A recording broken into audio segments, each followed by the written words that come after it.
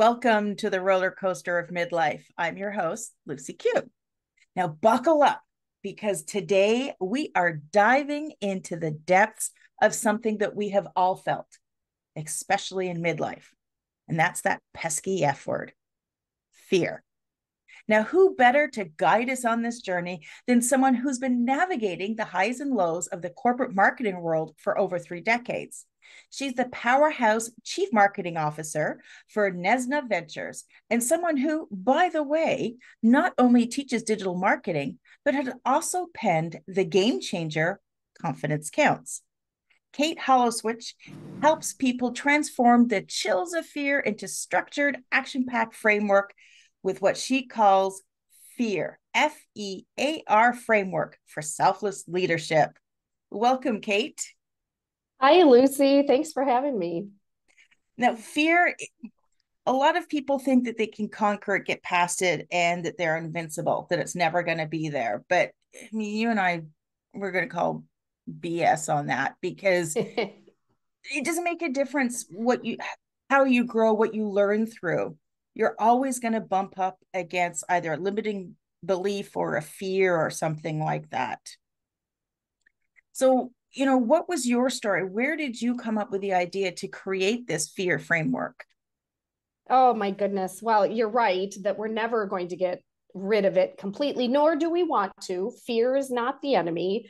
One of the four things I like to remember, it was given to us as a way to keep us safe. There's some good things about it, but there's useful fears, like the ones that make you run away from a serial killer, and the useless fears, the ones that actually hold us back.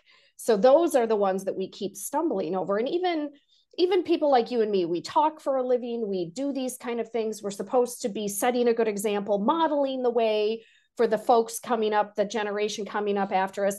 And yet we still stumble. I'm sure it happens to you too, where you get a little bit of like, just you get caught sometimes, your confidence dips a little bit.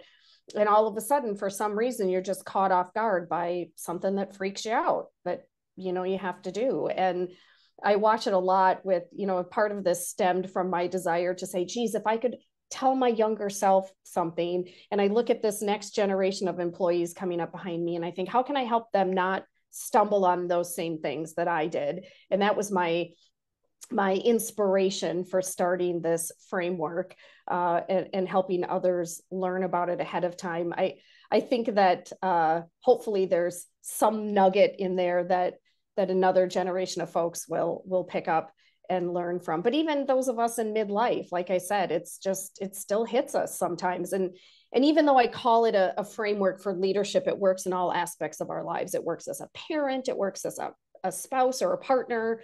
It works as friends, because we all still have those same moments where we get a little freaked out by doing something new or approaching a new stage in life. Middle age is, I became a grandparent earlier this year, and that was freaky. There was a moment of fear when that happened.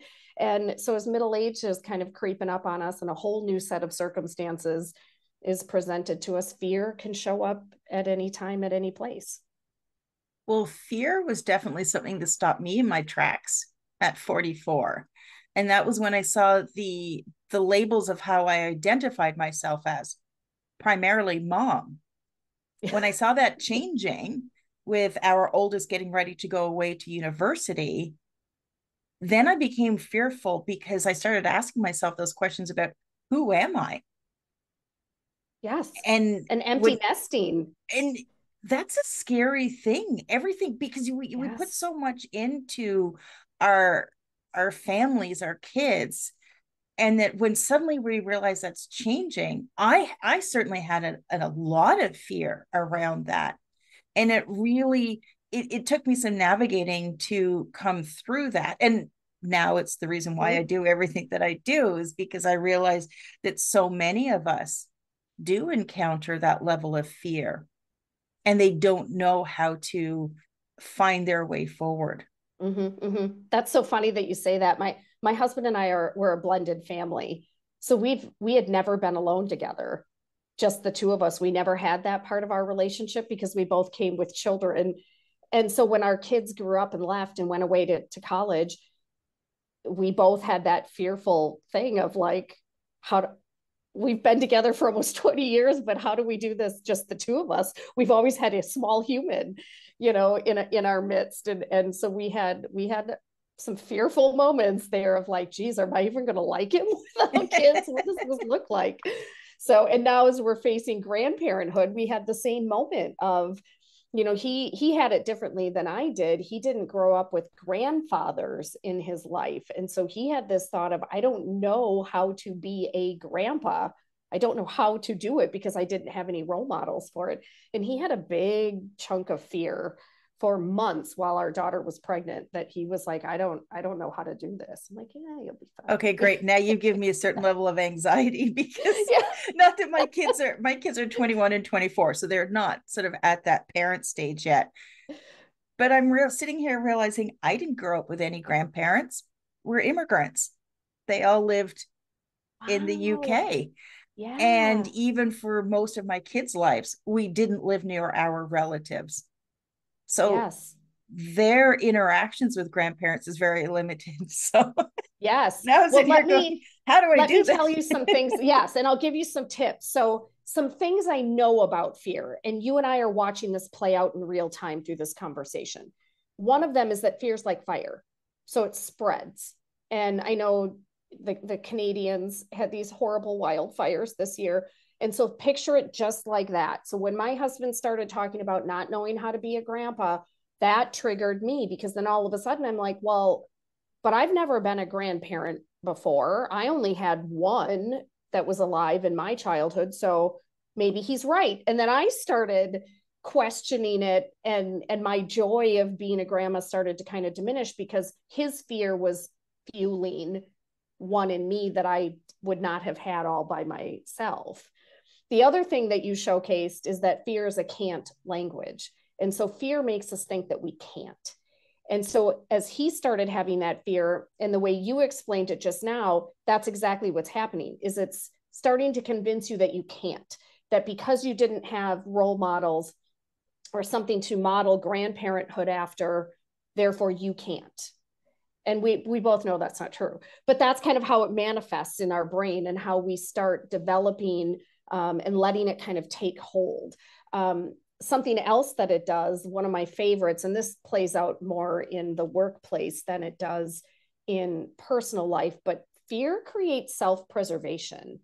So we accumulate all these things. We accumulate a big house, we accumulate wealth, we accumulate cars and boats and whatever, and we want to hold on to that. And so when the fear spreads, and then when it starts acting like you can't, you start behaving in a way that makes you want to preserve what you do have. And you start being real weird. So in the workplace, we can sabotage each other. We start stalking people's calendars. We spend more time worrying about what other people are doing than what we're doing to try to succeed.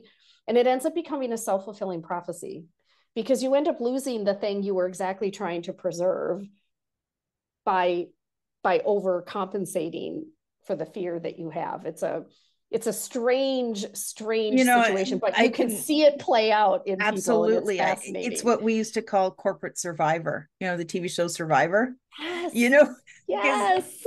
and I'm going back, this would have been, oh 02, no, not even 01, 02. I was in sort of a more corporate, 200 employee type of place, and you start seeing changes. And Yes. then when changes start, you're like, oh crap. And it's true, you start going into that preservation sort of, I've got to keep my shit together type of thing. Meanwhile, you're watching people sort Yeah. of drop like flies. And you may not have had any fear over whatever the change is, but the person sitting next to you does. And then they start talking about it. And then you think, oh, maybe I should be afraid of that too. And then everybody's kind of self-preserving, and you're spending so much time worrying about what other people are doing or what's happening around you that nobody's getting their work done. They're not getting their work done. They're not communicating. All the things that you're trying to prevent are exactly the things that get you into trouble, because people stop trusting you. They stop looking at you as this rock star employee because of this weirdo behavior that is just stemming from some made up story in your head about something that's probably not even true. Yeah, and it does. In that sort of corporate environment, certainly. Yeah. fear does change how you behave. And it, Yes. and it does in all aspects of your life, because, I can remember times where, I didn't have a better sense of who I was, and, have that real sort of grounding understanding that, yeah, it doesn't make a difference what happens. I know I'm going to get through it. When you start letting that fear creep in, it does completely change. You become paranoid. Mm-hmm. Yeah. And I think, women, bless our hearts, but, especially in middle age, all of us came up through our careers at a time that was not as um, accessible and welcoming as the next generation of women behind us get to experience. And so we probably did it on overdrive, right? We were probably even way more fearful and ridiculous about our self-preservation back in the day, because it felt like we were doing everything backwards in high heels, as the song goes, and I like to see, and I like to think that a younger generation coming up behind us at least doesn't have half of that battle. But yeah, it Yeah, I was, mean, I feel like it was way more prevalent when we were younger than it is now. yeah, I mean, we were definitely in a whole different category. Yes, we were standing on the shoulders of the women before us who had gotten, basic rights within the workplace, rights not to have your ass slapped and basic Yes. things like that. Yes. But it didn't totally go away. It No, was still no. there, and we still had a long way to go. Now, I'm sort of more far removed from that corporate world, so I don't really have a sense of what it's like anymore. But I would hope that there has been some progress, and that they are now standing on our shoulders, and Yep. they still have their work ahead of them.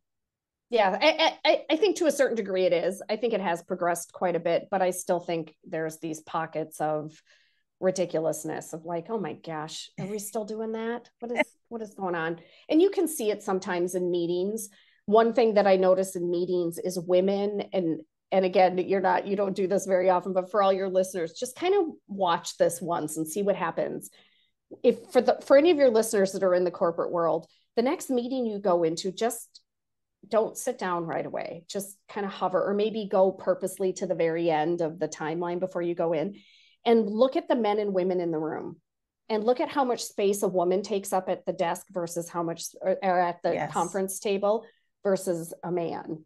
And even just in the sitting, often we're wearing dresses, so that's fair, but we tend to sit closer in our chairs too, and men tend to kind of sprawl in the chairs at these conference tables, and men just kind of take up more space than women do. And that's not a ding against men, it's more of an upbringing issue of women. And this is one of those hangovers from our generation that I think has not quite cleared its way out of a younger generation either, where we don't take up space, and we should. And so in fact, one of the things I work on here is I teach some of our younger generation coming into the company how to do public speaking. And one of the things I teach them is taking up space when they talk, and not standing behind the podium, and helping them get out around in the front of the room, and talk with their hands and all the flailing that we do, as a way to help them think more about their environment in a bigger space than in a small space. Yeah, it's definitely something that I have noticed, women taking Mm-hmm. up space. Now, some of it I think we can attribute to, the difference between the male and the feminine energy and the different roles that we take. But I think when it comes to women, there's definitely that layer of, um, I'm not worthy, I'm not enough. And Yeah, and yeah, it's such a big topic, especially with women in midlife, yep, yep, still trying to work their way through their own self-worth and I'm not enough.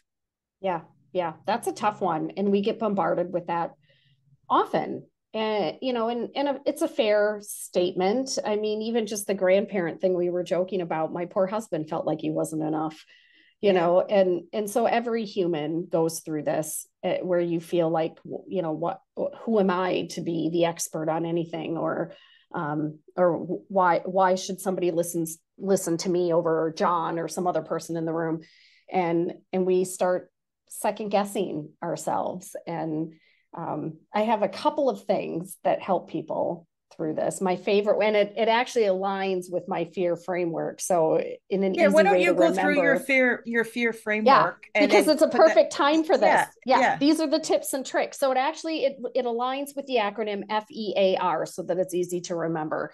And in no particular order, it's just that, that makes it a nice acronym. So the F letter is favor others. This helps with the self-preservation situation, but it also helps build that muscle of being worthy. And it's one of my favorite things to do, and I'm terrible at it. So I have to actually make a point every day to spend some time doing this.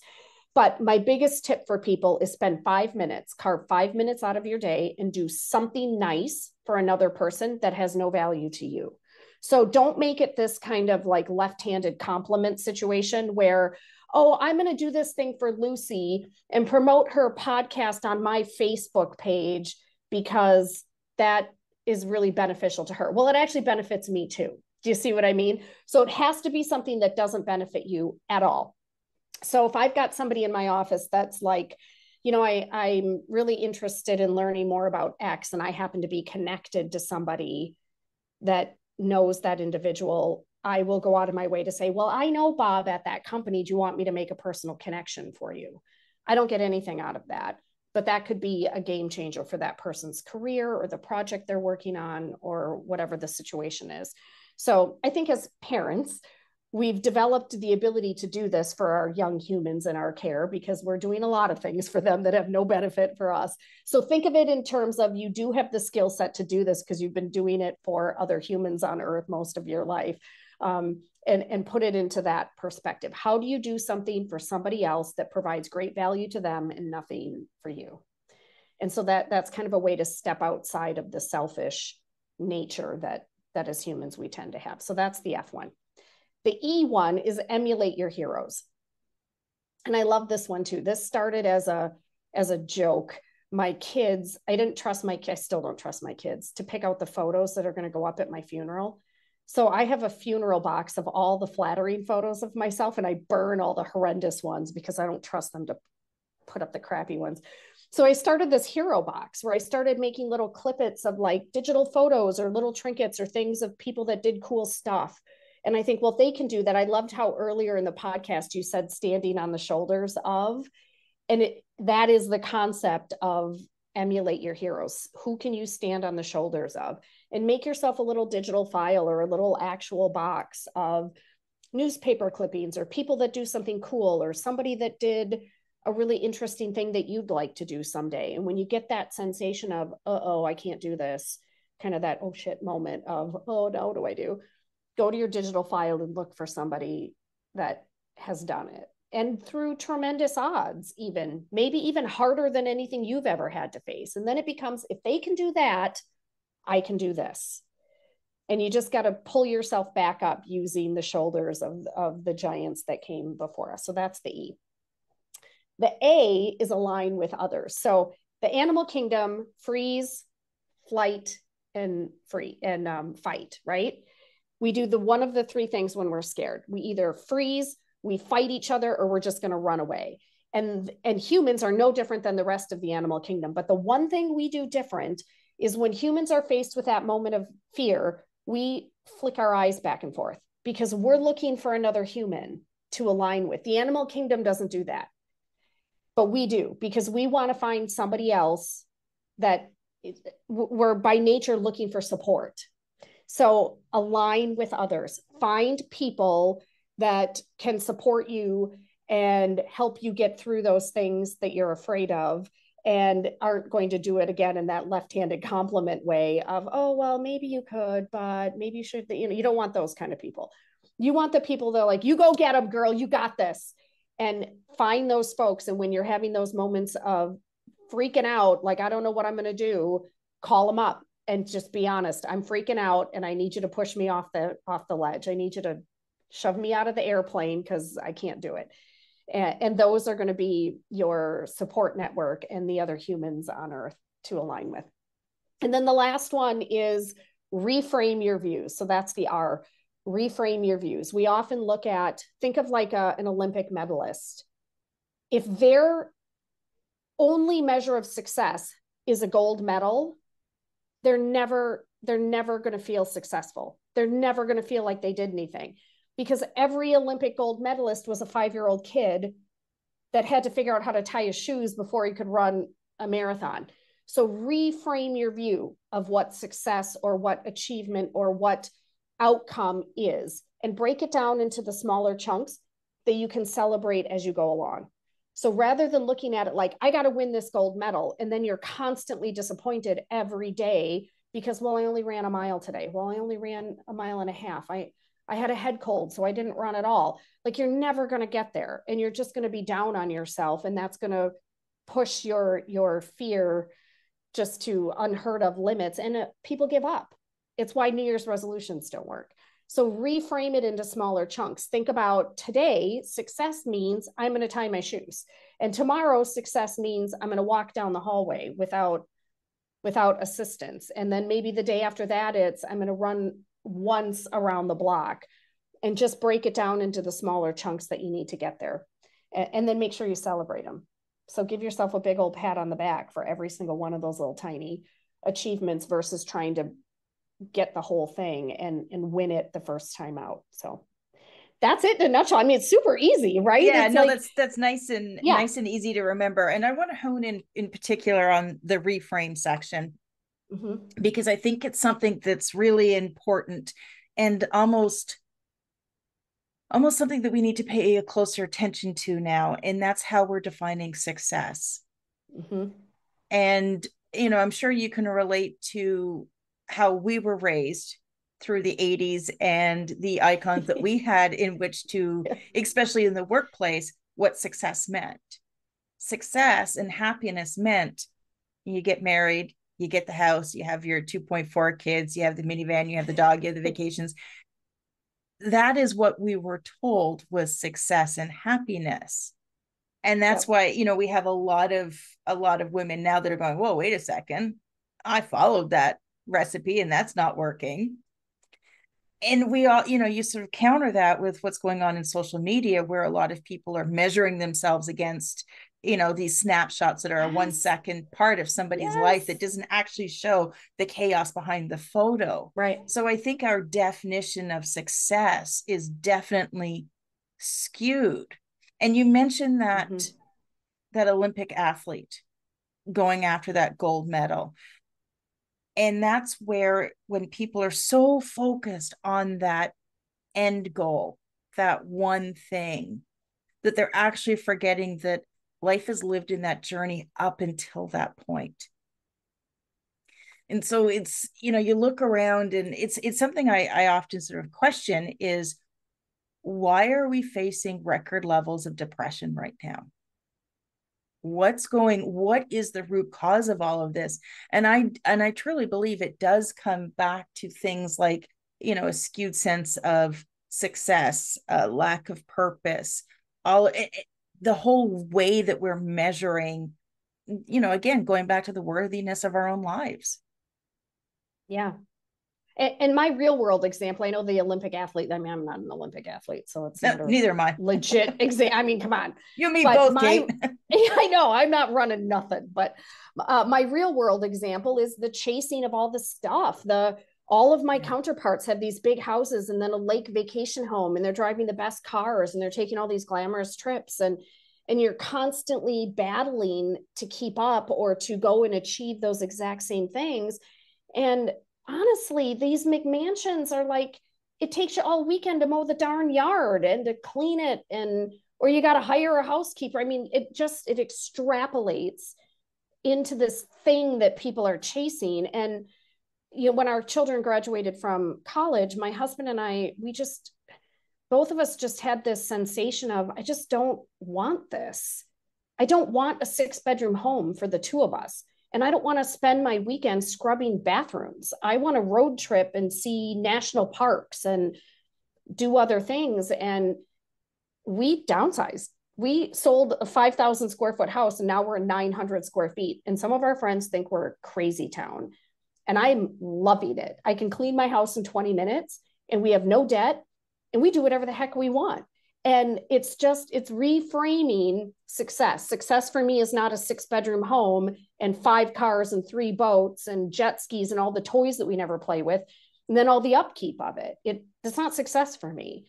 And so but it took a while. It took a couple of years for me to reframe that and really self-reflect and think deeply about, what do I want? Not what social media wants or what all my friend circle wants in their life. If they want to chase all that, bless their hearts. But I want to enjoy empty nesting with my husband and spend time seeing beautiful parts of the world and having more peace of mind and not being stressed out about money. I mean, the vast majority of us, the only thing we fight about with our spouse is money.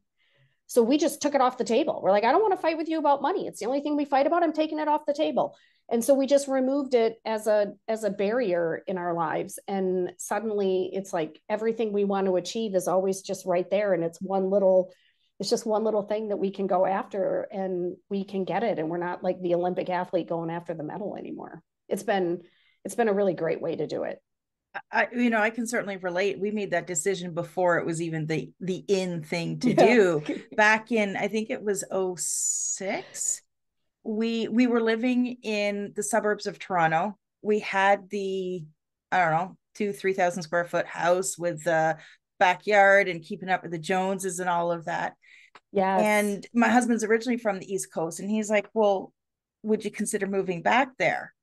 And I wasn't very warm to the idea at the beginning, but then I'm like, I'm so tired. I'm just tired of this environment. Yeah. So we did move east, and we bought this beautiful little Cape Cod on the coast, right near the beach. It has 1 bathroom, so I'm not scrubbing bathrooms all day. I love it. And it's the house where basically our kids grew up in, and we're here. And it's I don't know, 1,600 square feet. We are on an acre. We just built a giant workshop out back, and then my husband built me a little greenhouse. I'm fine hanging out in the greenhouse with my plants and watching the animals in the yard. I'm okay with that. But I'm one of 4 siblings, and my other 3, they're all doing the house and the vacations and stuff, and that's great. You be you. Yep. But I don't think they completely get what I'm doing. No, people don't get what I do either. And it's fine because, again, I reframed my views, and everybody has to do that for themselves. And so it takes a little bit of self-reflection. It's a journey, as you know, you've been on it. But once you get there, whatever that means for you is perfectly great, but don't apologize for it. And don't feel like you have to do what everyone else is doing. Once you figure out what your dream, what your view of life is, and what your success looks like, then just go for it and break it into the smaller chunks. But don't try to set your achievements based on what everybody else is achieving either. It's not the same for everyone. No, it's not. And we can probably both sort of echo that, been there, done that. Yep. It doesn't always work. Yep. Yeah, I love this little small life we've created. It's very refreshing, and it's wonderful. And also then my kids can't come home. So that's mine do. I love mine. I love my kids, but I don't want them staying for very long. So we make it super uncomfortable for them to stay more than a couple of days, and then they need to go back to their own homes. No, our youngest, he moved back. Funny enough, both of our kids ended up going away for college, and then realizing that they didn't like the big city and all of that mess either. So they came back to here. And our youngest, he moved in with us, but he works away Monday through Friday. So he's really only here the weekends. And he's sleeping over. It's like but even when he is here through sort of because it's more seasonal work, even when he is here, he's our muscle in the backyard. An acre's a big piece of property to take care of. Yes. And he helps out that way, and it works. And not everybody gets it, but that's okay. Yeah, you be you. I know. I'll be me. I love the image you're projecting, though, because you're not trying to be something you're not for the benefit of other people, and so you don't have fear over the choice you made because it's working for you and it's what fits the lifestyle you're trying to create for yourself. So I fully appreciate that. I love it. Yeah, I mean, it doesn't mean it doesn't come without judgment. Right. Right. And again, that comes down to your own self-growth, Yep. where you just have to know and love who you are and be okay if other people don't like you. That's okay. Right. You don't Yep. have I know to. that's the benefit of middle age, isn't it? I have been waiting my whole life to hit middle age so that I could not care what other people think We about me call anymore. we call that giving zero fucks. Yes, I love it. I love it. It's like, I don't care. You don't like me? Okay. Yep. Fine. Cool. That's fine. Who's to Yeah. say I even liked you? As we wrap up here today, Cate, do you have any final words of wisdom for our listeners? I just want everyone to just take it easy on yourself. Just stop. You're your worst critic. And all these other people that are kind of coming at you with their own fear, it doesn't have to be yours. And you're no one is standing in your way for anything except yourself. So using things like my framework or any other tools that you're presented with to help you just navigate your own world and set your own path and then be okay with that. Everyone is awesome, and you just there's so much potential out there for everyone, and midlife is hard enough, so let's not make it harder on ourselves by getting in our own way. Love it. Love it. Now, to connect with Cate, make sure you check out the show notes. I'm going to have all of her links in there. And my goal for the roller coaster of midlife is to empower women like you to thrive in this amazing chapter of our lives. So go on, embrace the adventure, and start rocking midlife like the badass that you know you are. If you've enjoyed this episode, please subscribe, leave a review, and share it with a friend, because our greatest power is in community. Don't forget to visit my website at therollercoasterpodcast.com and click on Start Here. This is where you can get your free audio course, 3 steps to go from hot mess to badass and start rocking midlife. I'd like to thank you, my listeners, for choosing to join us today. And Cate, thank you so much for sharing your wisdom. Thanks for having me, Lucy.